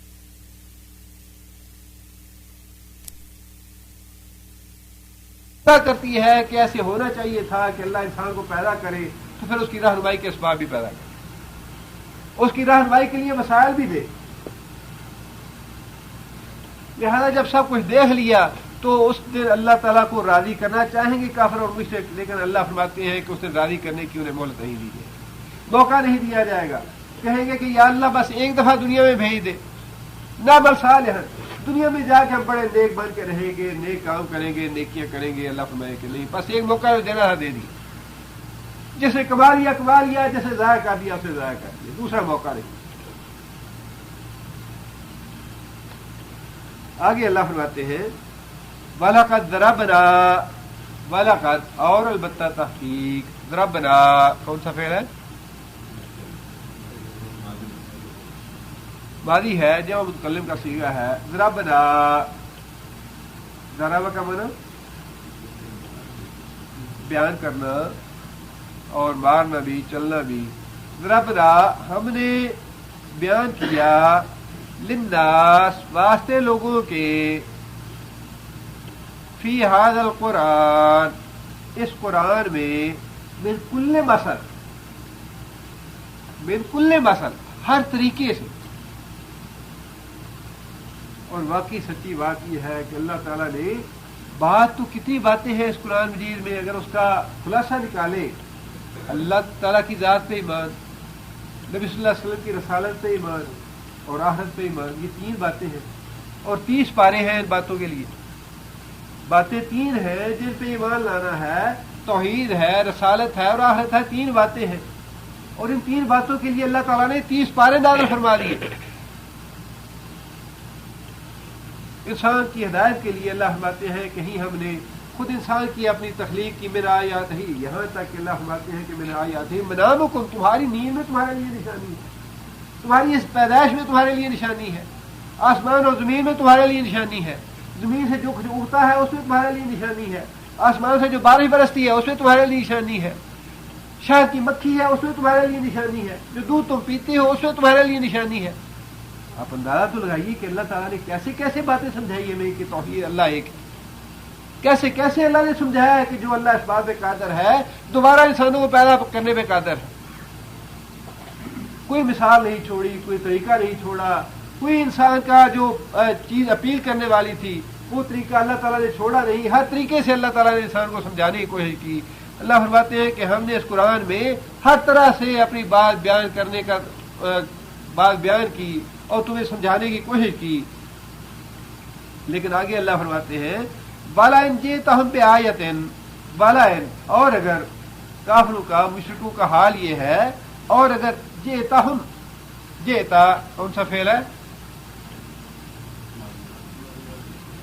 ماضی ہے، واحد ذکر حاضر، مراد کون ہے اس سے؟ نبی صلی اللہ علیہ وسلم۔ جِئْتا تو لائے، والائن اور اگر، جیتا تو لائے، ہم ان کے پاس، ہم کی ضمیر کس کے لیے؟ کافر یا مشرکوں کے لیے، یعنی یہ جو کافر اور مشرک تم سے مطالبہ کرتے ہیں کہ کوئی معجزہ ہمارے لیے لے آؤ تو ہم ایمان لے آئیں گے، تمہاری مرضی کا معجزہ دکھا دو ہمیں، ہم ایمان لے آئیں گے۔ اس کا جواب اللہ تعالیٰ ارشاد فرما رہے ہیں والائن جیتہم، اگر تو لے آئے ان کے پاس، بآیۃ کوئی سا معجزہ، کوئی سی نشانی، لَيَقُولَنَّ الَّذِينَ كَفَرُوا، لَيَقُولَنَّ گزارہ بلند ہے، واحد مذکر غائب کا صیغہ ہے، لَيَقُولَنَّ ضرور کہیں گے، الَّذِينَ كَفَرُوا وہ لوگ جنہوں نے کفر کیا، ان انتم الا مبتلون، ان کون سا ہے یہاں پہ؟ نافیہ ہے، ان نہیں ہو، انتم تم لوگ، یہاں تم سے کون مراد ہے؟ مسلمان، نہیں ہو تم مسلمان، الا مگر مبتلون. مبتل کیا ہے؟ اسم فاعل. محسن اسم فاعل. منعم انعام کرنے والا. محسن احسان کرنے والا. مبتل باطل میں مبتلا، باطل پرست، باطل میں پڑا ہوا. اگر کوئی بھی نشانی تو لے آئے ان کافروں کے سامنے، مشرکوں کے سامنے، تو ان کا جواب کیا ہوگا؟ ان کا جواب یہ ہوگا کہ تم جھوٹے ہو. اور اس کی مثال قرآن مجید میں اللہ تعالیٰ نے دی. کافروں نے کہا کہ یا رسول اللہ معجزہ چاہیے محمد صلی اللہ علیہ وسلم. اللہ تعالیٰ نے معجزے کے طور پہ چاند کو 2 ٹکڑے کیا اور نبی صلی اللہ علیہ وسلم کو فرمایا کہ ان کافروں کو یہ معجزہ دکھا دو. نبی صلی اللہ علیہ وسلم نے کافروں کو دکھا دیا کہ وہ دیکھو معجزہ، اب ایمان لے آؤ. اس کے جواب میں کافروں نے کیا کہا؟ ھذا سحر مستمر. یہ تو وہی جادو ہے جو پہلے کرتے رہے، پہلے سے چلا آ رہا ہے. جادو کہیں گے اور اس کا انکار کر دیں گے کہ یہ تو جادو کا کھیل ہے، یہ تو ماننے والی بات ہی نہیں ہے، یہ پیغمبروں والا معجزہ تھوڑا ہی ہے جو تم دکھا رہے. فرمایا کہ وہ ایمان لانے کے بجائے تمہیں باطل پرست کہیں گے، تمہیں جھوٹا قرار دیں گے. یہ بدبختی ہے کہ انسان جب باطل پہ چلتا ہے، شرک پہ چلتا ہے، کفر پہ چلتا ہے، گمراہی کے راستے پہ نکلتا ہے اور گمراہی کے راستے میں ضد اور ہٹ درم ہو جاتا ہے، تو پھر اللہ تعالیٰ اس کو گمراہی میں پکا کر دیتے. جب انسان گمراہی پہ اور کفر اور شرک پہ ضد اور ہٹ درمی اختیار کرتا ہے تو اللہ تعالیٰ اس کو اسی کفر پہ، اسی گمراہی میں پکا کر دیتے ہیں. اس لیے اللہ تعالیٰ نے آگے فرمایا کذالک، اسی طرح یتبع اللہ، یتبع کون سا فعل ہے؟ مضارع ہے، واحد مذکر غائب کا صیغہ ہے. یتبع اللہ، اللہ تعالیٰ ٹھپا لگا دیتا ہے، مور لگا دیتا ہے علی قلوب الذین، اوپر ان لوگوں کے دلوں کے، لا یعلمون، جو نہیں جانتے. جو لوگ جاننا نہیں چاہتے قرآن کو یا حدیث کو اور اپنی خواہش نفس پہ ڈٹے رہتے ہیں، ضد کرتے ہیں، ہٹرمی پڑے رہتے ہیں، جی میری عقل یہ کہتی ہے، میرا جی یہ کہتا ہے، میرا دل ایسے کرتا ہے. اللہ فرماتے ہیں کہ اللہ تعالیٰ اس کو اس کے اپنے نفس کے حوالے کر دیتے ہیں کہ ٹھیک ہے تمہارا جی چاہتا ہے، کرتے رہو. نبی صلی اللہ علیہ وسلم نے فرمایا کہ جب انسان کوئی گناہ کرتا ہے تو انسان کے دل پہ کالا سا دبا پڑ جاتا ہے. اگر تو انسان توبہ استغفار کر لے، اللہ کی طرف رجوع کر لے تو اللہ تعالیٰ اس دبے کو صاف کر دیتے ہیں، دھو دیتے ہیں، وہ ختم ہو جاتا ہے. لیکن اگر انسان توبہ اور استغفار نہ کرے، گناہوں میں ملوث ہوتا رہے، گمراہی پہ ڈٹا رہے، جمع رہے اپنی گمراہی پہ، تو آہستہ آہستہ وہ کالا نقطہ جو ہے بڑھتا رہتا ہے حتیٰ کہ پورے دل کو ڈھانپ لیتا ہے. اور یہ وہی کیفیت ہے جس کے بارے میں اللہ فرماتے ہیں کہ کذالک یتبع اللہ، اللہ تعالیٰ ٹھپا لگا دیتے ہیں علی قلوب الذین لا یعلمون، ان لوگوں کے دلوں پہ جو جانتے نہیں. ایمان کی حالت یہی ہے کہ انسان کو جیسے ہی یہ پتہ چلے اللہ کے رسول کا یہ حکم ہے، دین کا یہ مسئلہ ہے، شریعت کا یہ مسئلہ ہے، تو انسان اپنی گمراہی سے، اپنی غلطی سے توبہ استغفار کر کے فوراً رجوع کر لے. ایمان کی کیفیت یہ ہے. لیکن اپنی غلطی پہ ڈٹے رہنا، جمے رہنا، گمراہی پہ اڑے رہنا، یہ ہلاکت اور بربادی کا راستہ ہے. اور یہ وہی کیفیت ہے جس کے بارے میں اللہ فرمایا کہ ہم ان لوگوں کے دلوں پہ ٹھپا لگا دیتے ہیں.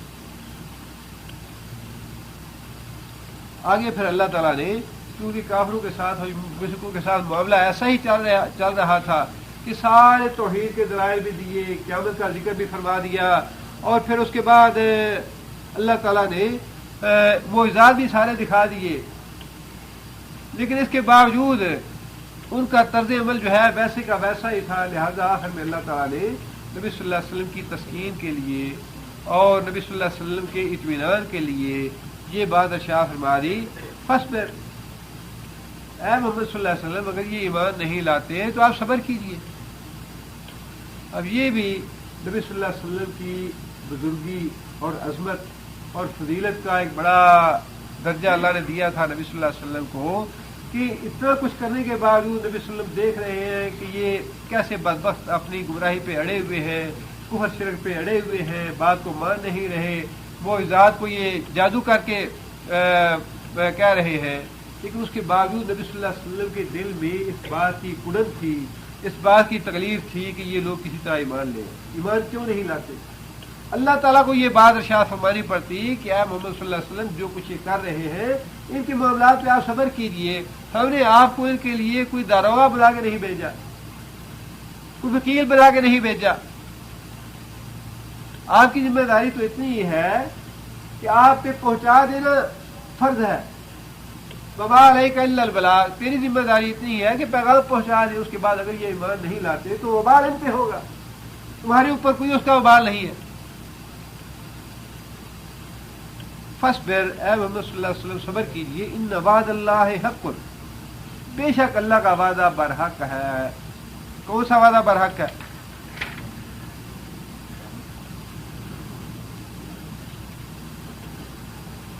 یہ 47 نمبر آیت میں وہ وعدہ ہے جس کا اللہ تعالیٰ یہاں ذکر ارشاد فرما رہے ہیں۔ وہ وعدہ یہ ہے فانتقمنا من الذین اجرموا، جو لوگ مجرم ہیں، کافر ہیں، مشرک ہیں، ان سے ہم انتقام لیں گے۔ وکان حقا علینا نصر المؤمنین، مومنوں کی مدد کرنا ہم پہ فرض ہے، کافروں سے بدلہ لینا ہم پہ فرض ہے، مومنوں کی مدد کرنا ہم پہ فرض ہے۔ اللہ فرماتے ہیں ان وعد اللہ حق، یہ اللہ کا وعدہ سچا ہے، دنیا میں پورا ہو تب، اگر دنیا میں پورا نہ ہو تو آخرت میں پورا ہوگا، اس پہ تمہارا ایمان رہنا چاہیے۔ یہ بڑی بنیادی بات ہے، یہاں ہم بھی بڑے بے چین ہو جاتے ہیں، پریشان ہوتی بات ہے، جو ایمان والے ہیں انہیں پریشان ہونا ہی چاہیے کہ مسلمانوں کی نصرت کیوں نہیں ہوتی، اللہ تعالیٰ کافروں کو ہلاک کیوں نہیں کرتے، کافروں کو شکست کیوں نہیں ہوتی، مسلمانوں کا یہ حال کیوں ہے۔ ایمان کا تقاضا ہے کہ انسان کو اس چیز کی کڑن ہو اور انسان اس کے بارے میں پریشان ہو، یا انسان تو جسد کرے اس بات کا، لیکن اس کے ساتھ ساتھ ہمارا ایمان یہ بھی پکا رہنا چاہیے۔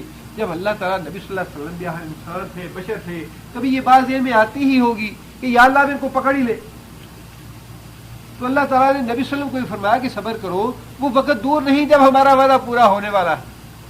ان وعد اللہ حق، اور وہ وعدہ یہ ہے کہ فانتقمنا من الذین اجرموا، کافروں سے، مجرموں سے ہم انتقام لیں گے، اس دنیا میں لیں گے، دنیا میں نہ لیا تو آخرت میں لیں گے۔ وکان حقا علینا نصر المؤمنین، اور مسلمانوں کے لیے مدد کرنی، مومنوں کی مدد کرنی، یہ ہم پہ واجب ہے، یہ ہمارے ذمہ ہے، اس دنیا میں نہ ہوا تو یہ آخرت میں ہوگا۔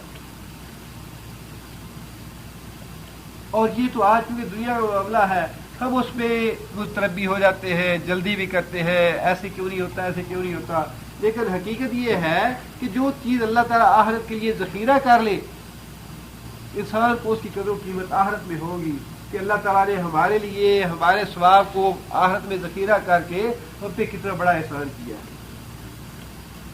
نبی صلی اللہ علیہ وسلم نے یہ حدیث میں یہ بات ارشاد فرمائی کہ وہ آدمی، مسلم احمد کی حدیث ہے کہ وہ آدمی جو اپنی پیدائش سے لے کر بڑھاپے کی عمر تک دنیا میں اللہ کے حضور سجدے میں پڑا رہا، پیدائش سے لے کر بڑھاپے کی موت تک، یہ 70 سال 80 سال 90 سال کی عمر تک سجدے میں پڑا رہا مسلسل، کیا عمر کے دن وہ بھی یہ تمنا کرے گا یا اللہ مجھے دوبارہ دنیا میں بھیج، میں تیری اور زیادہ عبادت کروں، وہ بھی یہ تمنا کرے گا یا اللہ مجھے دنیا میں دوبارہ بھیج، میں تیری اور زیادہ بندگی کرنا چاہتا ہوں تاکہ یہ جو درجات ہیں، انعامات ہیں، تیرا فضل و کرم ہے، زیادہ سے زیادہ مجھے حاصل۔ لہذا اس بات کے لیے پریشان نہیں ہونا چاہیے ساری آخرت وہ جان، اے جان میٹھا چہلا کس دکھا، یہ بات نہیں ہے۔ اگر اللہ تعالیٰ نے اپنے وعدے کو مؤخر کر دیا آخرت کے لیے کہ ان کافروں سے میں آخرت میں عذاب ان کو دوں گا، ان سے میں انتقام آخرت میں لوں گا، اس دنیا میں جو کرتے ہیں یہ کرتے رہیں، اور مومنوں کی نصرت جو ہے وہ آخرت میں کروں گا، اس دنیا میں ان کو پریشانی آتی ہے، تکلیف آتی ہے، ان کے ایمان کا امتحان ہوتا ہے کہ یہ کس حد تک اپنے ایمان پہ ڈٹے ہوئے ہیں، تو میں دیکھ لوں کہ ان کا ایمان کیسا ہے، کچا ہے یا پکا ہے۔ تو اس بات میں پریشان نہیں ہونا چاہیے، جو کرنے والی بات ہے جس پہ انسان کو عامل رہنا چاہیے اور جس پہ انسان کا پختہ ایمان ہونا چاہیے وہ یہ ہے کہ انسان اس اللہ تعالیٰ کے وعدے پہ پکا یقین رکھے کہ اللہ تعالیٰ نے کافروں سے مشرکوں سے انتقام لینا ہی لینا ہے، اس دنیا میں نہیں تو آخرت میں لیں گے، اور مومنوں کی اللہ نے مدد کرنی ہی کرنی ہے، اس دنیا میں نہ ہوئی تو آخرت میں کریں گے۔ اس وعدہ اللہ کا سچا ہے، وعدہ اللہ کا برحق ہے، اس کی وجہ سے کسی انسان کو اپنے ایمان کو متزلزل نہیں کرنا چاہیے۔ ہاں جی وہ تو اتنی ٹیکنالوجی ہے، اتنی قوت ہے، اتنا غلبہ ہے، پوری دنیا پہ قبضہ کر رہے ہیں، یہ کر رہے ہیں، مسلمان تو ذلیل ہو رہے ہیں، مسلمان تو کیوں، یہ ایسی بات نہیں ہے۔ ذلیل ہونے والی بات اگر ہوتی بعض اللہ تو صحابہ کرام کہتے یا رسول اللہ ہم تو ذلیل ہو گئے، لیکن ایسی بات نہیں ہے۔ صحابہ نے کہا کہ یا رسول اللہ یہ تو آپ کا وہ وعدہ تھا جو سچا ہو رہا ہے کہ ایمان لاؤ گے تو تکلیفیں آئیں گی۔ صدق اللہ و رسولہ۔ جنگ احزاب کے موقع پہ جب منافقوں نے کہا کہ ہم تو ذلیل ہو گئے، اللہ کے رسول نے ہم سے جو وعدے کیے تھے وعدے پورے نہیں ہو رہے، ہم تو رفع حاجت کے لیے بھی نہیں نکل سکتے، اتنا خوف اور ڈر ہے کافروں کا۔ اس وقت جو پکے ایمان والے لوگ تھے انہوں نے کہا تھا کہ صدق اللہ و رسولہ، اللہ کے رسول نے جو وعدے کیے تھے وہ سارے کے سارے سچے ہیں کہ جب ایمان لاؤ گے تمہاری آزمائش ہوگی، ایک دفعہ میں تمہارے ایمان کو پرکھوں گا، ایمان کو جانچوں گا کہ کس حد تک تم اپنے ایمان میں پکے رہتے ہو کہ اللہ کا وعدہ برحق ہے، اللہ کا وعدہ سچا ہے کہ کافروں سے انتقام لے گا اللہ تعالیٰ اور مومنوں کی نصرت کرے گا اللہ۔ آگے اللہ تعالیٰ نے ایک بڑی ہی اچھی بات ارشاد فرمائے، وَلَا يَسْتَخِفَّنَّكَ الَّذِينَ لَا يُوقِنُونَ۔ لا يستخفنك، یستخفن کیا اس کا وعدہ ہے؟ خافافا، یستخفن خفیف اردو میں استعمال ہوتا ہے، خفیف کا مطلب ہلکا۔ یستخفن ہرگز تجھے ہلکا نہ پائیں، یستخفن کا ہرگز تجھے ہلکا نہ پائیں، الذین لا یوقنون وہ لوگ جو یقین نہیں رکھتے آخرت پہ، اللہ پہ، رسول پہ ایمان نہیں لائے، ان کا یقین نہیں ہے۔ مراد ہے کافر اور مشرک۔ کافر اور مشرک جو ہے وہ اپنے غلبے کی وجہ سے، اپنی قوت کی وجہ سے، اپنی ٹیکنالوجی کی وجہ سے تمہیں ہلکا نہ پائے، ڈٹے رہنا ان کے سامنے، اللہ کے وعدے پہ پکا ایمان رکھنا۔ اور اللہ تعالیٰ ہر زمانے میں اپنے کچھ بندوں سے، ایمان والے بندوں سے یہ کام لے کے دکھا دیتے ہیں کہ جس طرح رسول اللہ صلی اللہ علیہ وسلم نے اپنے آپ کو ہلکا نہیں ہونے دیا، فرما دیا کہ اگر یہ میرے دشمن ہیں، یہ میری مخالفت کرتے ہیں، ایک میرے ہاتھ پہ سورج لے آؤ، چاند لے آؤ، میں باز نہیں ہوں گا، جو اللہ نے حکم دیا ہے کر گزروں گا، کر کے رہوں گا، اللہ پہ ایمان ہے میرا، جو مرضی کرنا ہے کر۔ لا یستخفنک، نبی صلی اللہ علیہ وسلم کبھی بھی ہلکے نہیں پڑے کافروں کے ساتھ۔ اور یہ کام اللہ تعالیٰ ہر زمانے میں کسی نہ کسی سے لے کے دکھا دیتا ہے تاکہ قیامت کے حجت پیدا کر دے۔ اللہ تعالیٰ کسی کی عبادت اللہ قبول نہیں فرمائیں گے۔ آج کے زمانے میں بھی جو کچھ بھی تھا، طالبان نے یہ کر کے دکھا دیا کہ لا یستخفن۔ انہیں بھی پتا تھا کتنی ٹیکنالوجی ہے، کتنی قوت ہے، کتنے ہتھیار ہے، کتنا غلبہ ہے، کتنا ایمونیشن ہے، کیا کچھ ہے، سب کچھ پتا تھا انہیں بھی، بیوقوف اور احمق نہیں تھے۔ لیکن انہوں نے اللہ اور اللہ کے رسول پہ ایمان لانے کا دکھا دیا کہ جو آدمی اللہ کے رسول پہ ایمان لاتا ہے وہ کافروں سے ٹکر لیتا ہے، اور لے کے دکھا دی۔ آج کتنا عرصہ گزر گیا افغانستان کو، 2 سال یا 3 سال، کتنے سال ہوئے؟ صرف 2 سال کا عرصہ ہوا ہے۔ 6 دفعہ امریکہ مذاکرات کی خواہش کر چکا ہے 6 دفعہ کہ افہام و تفہیم طالبان سے کر دی جائے، طالبان نہیں مان رہے۔ انہوں نے کہا کہ عمر کو ہٹا دو، ملا عمر کو، انہوں نے کہا نہیں ہٹانا، وہ تو ہمارا ویر ہے۔ ہلکا کون پڑا، امریکہ پڑا یا طالبان پڑے؟ نصرت کس کی ہوئی، طالبان کی ہوئی یا امریکہ کی ہوئی؟ جو اللہ کا وعدہ ہے، اللہ کا وعدہ برحق ہے، اللہ کا وعدہ سچا ہے، اور اللہ تعالیٰ یہ کر کے دکھا دیتے ہیں کہ تم کتنا بھی مرعوب ہو جاؤ، ان کے غلبے سے کتنے بھی تم اپنے آپ کو ہلکا کر لو۔ میرے کچھ بندے ایسے ہیں جو ہر زمانے میں، ہر وقت میں کافروں کی آنکھوں میں آنکھیں ڈال کے دکھا دیں گے کہ مسلمان اور مومن ہلکا نہیں پڑے۔ صحابہ کرام ہلکے نہیں پڑے، اس کے بعد تابعین تھے، تبع تابعین تھے، جہاد کیا انہوں نے، ہر جگہ پوری دنیا میں پھیل گئے، کافروں کے سامنے ہلکے نہیں پڑے۔ ایوب انصاری کہاں جا کے ان کی قبر کو دفنایا گیا، اور کیسر نے کہا کہ جب تم واپس جاؤ گے تمہارے میں نبی کی قبر اکھاڑ کے پھینک دوں گا، تمہارے صحابی کی قبر اکھاڑ کے پھینک دوں گا باہر۔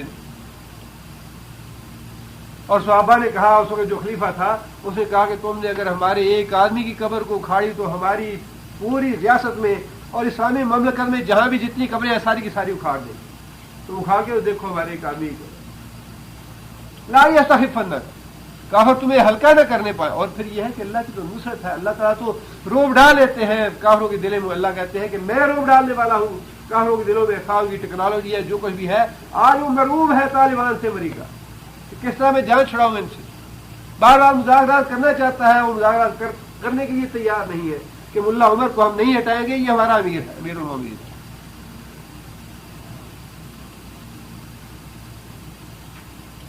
آزمائش آتی ہے، تکلیفیں آتی ہیں مومن پہ، مسلمان پہ، لیکن ایمان کا امتحان تو اللہ نے لینا ہی لینا ہے.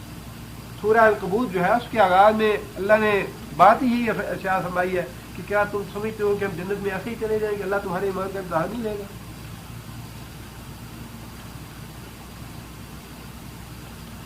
سبحان اللہ.